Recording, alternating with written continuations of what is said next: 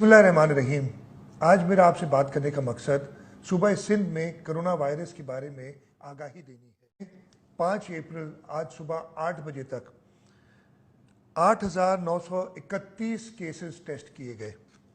इन 8,931 में से 881 यानी 881 पॉजिटिव टेस्ट आए।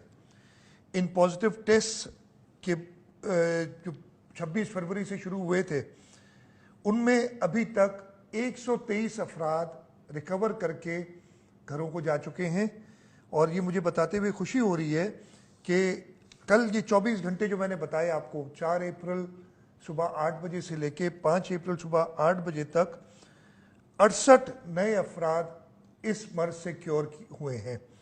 और इन 68 अफराद की डिटेल भी मैं आपको आगे बता दूंगा।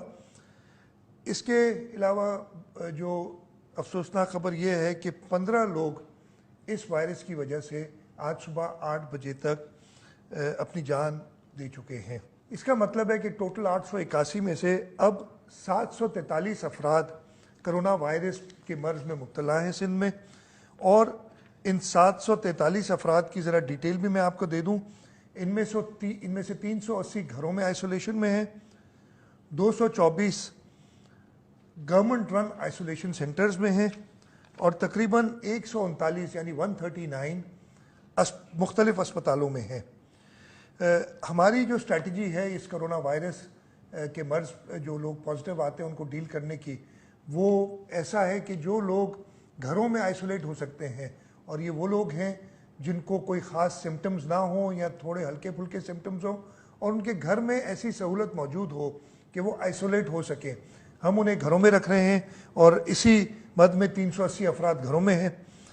जिनके घरों में ये सहूलत मौजूद ना हो और हम समझते हैं कि वो और घर वालों को इन्फेक्ट कर देंगे, उनको हम गवर्नमेंट रन आइसोलेशन सेंटर्स में रखते हैं।